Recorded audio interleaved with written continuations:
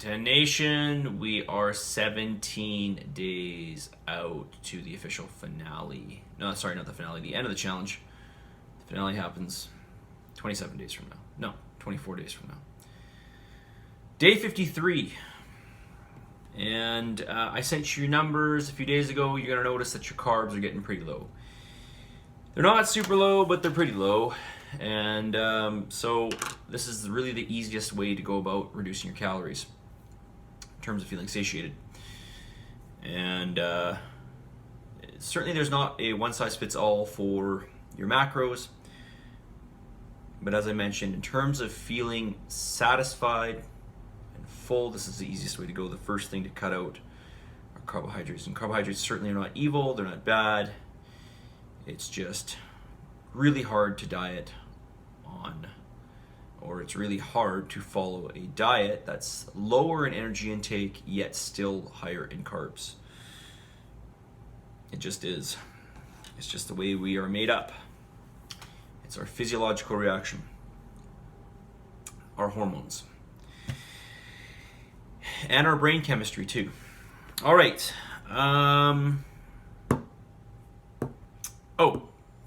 Fit in 10. Our next Fit in 10, that is our spring Fit in 10, is starting in 49 days. And not 49 days, starting in 39 days.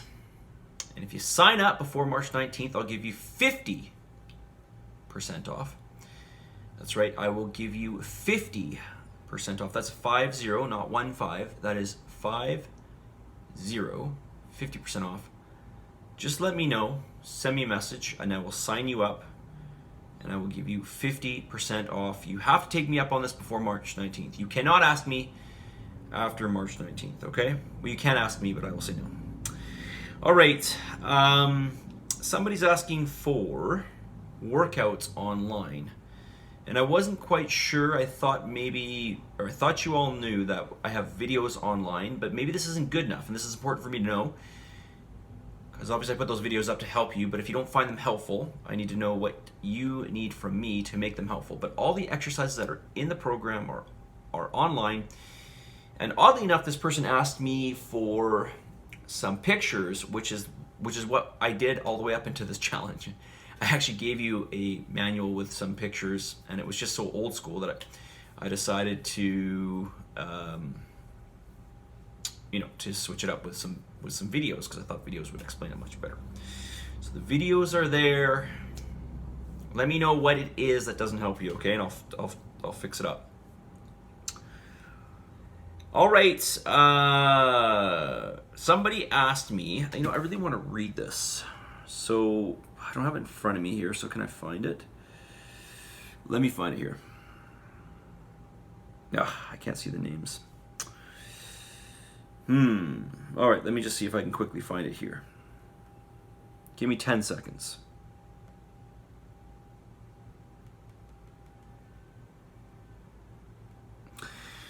All right, never mind. I'm going to just preface what this person said. Okay, basically they said, how do I stay motivated? What words of advice can I give you to stay motivated, or to get you more motivated as the last day winds up? And this person specifically asked me, what do I do when I'm competing to get that level of motivation? And I'll be honest with you, this is really what happens when I compete for my motivation. And I'll tell you guys this before I say anything. I don't really like using this as a comparison or advice to you, because it's not, like competing in bodybuilding is like such an extreme thing, and you will really never understand it until you do it to fully appreciate. Well, I guess I'll just say the extremity of it. But the thing that actually keeps me motivated, well, there's two things. But so here's the thing that really drives me. The thing that really drives me is seeing my body change on like a daily basis, like literally seeing my body change. So, sometimes it's not a daily basis, but it's every couple of days you can see like a noticeable change, like quite noticeable. And I do weekly photos, so from week to week, there is noticeable change. In a photograph, there's noticeable change. And obviously I'm following something very strict. It's not necessarily extreme in terms of like low energy, although at the very end it can get to be that way. But it's the changes that I see. When I see those changes, it gets almost addictive, and I want to see more change, and I want to see to what point I can get to. So that's what keeps me motivated. You know, maybe in the challenge it would be motivating for you to do you know, weekly photos for yourself, or photos every few days, or a daily photo even. And then just, you know, try to see what can I get to in a couple days. You know, comparing this, whatever, photo of me in a front relax to, you know, on day 1 versus day 5, right? So, yeah. But the other thing that keeps me motivated, and this is obviously something that's not going to apply to you, is I knew I had to get on stage in front of a lot of people. So, like, if I didn't have that, there's no way I would get in the condition that I got in. It's very easy to change your body and get to a lower body fat percentage. It's very hard to get your body fat percentage down to, for a male, it's very, very challenging to get your body fat down to 4 to 6%. And for females, you know, in that 8 to 10% range, it's very, very hard. For most people, it's extremely hard. And it sometimes requires some extreme things. So that's what pushed me. I don't think that's really going to help you. I think the photo thing might help you. I don't know, you guys, but when you see results, like when I see results, the thing that really demotivates me is if I don't see change. Doesn't matter what it is. Like if I don't see that I'm attaining anything, like if there's a certain amount of time that's gone by and I don't see myself attaining or changing, then I do start to, I guess, kind of get depressed, to be honest with you. So I'm always, I guess, in some ways, and I don't even really know if this is healthy, to be honest with you, the things that make me happier are seeing progression in in different facets of my life, is seeing some progression. So I don't know. What are your thoughts? Do you think that's healthy? Let me know. And I will not take offense if you think it's not healthy, because I think it's an interesting topic to certainly investigate, delve into, and talk about. Maybe it's just perspective. I don't know. All right, message of the day, because I rambled enough here.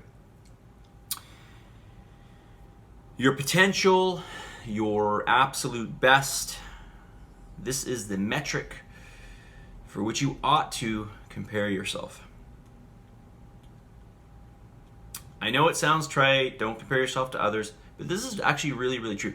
Because you can't, comparing yourself to others, we all start from a different spot. We all are different. We're completely different from one another, okay?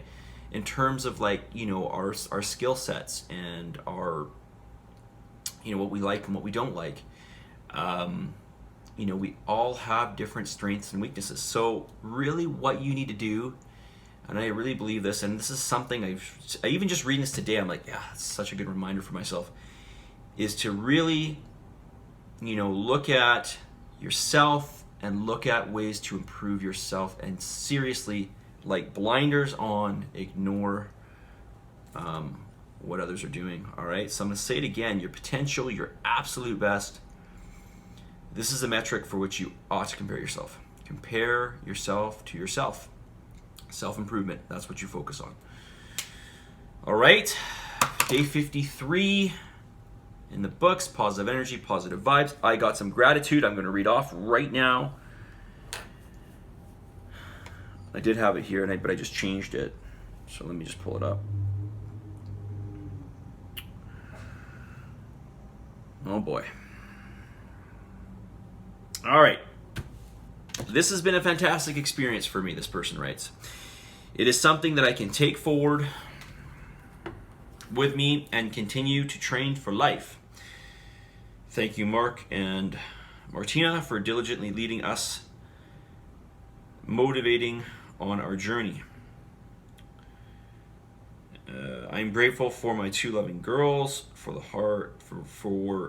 hard-working husband, the love of my sister Diane and brother Brad. I am grateful for my sweet and unconditionally loving dog, Coco, and for the beautiful friendship with my BFF, Patty. See you next week. Some gratitude. Send me your gratitude. Send me your feedback, for the love of God, at least.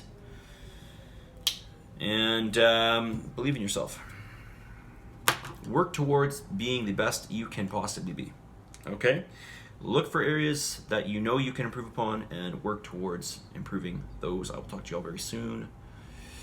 Martine's going to be teaching Wednesday night. See you guys.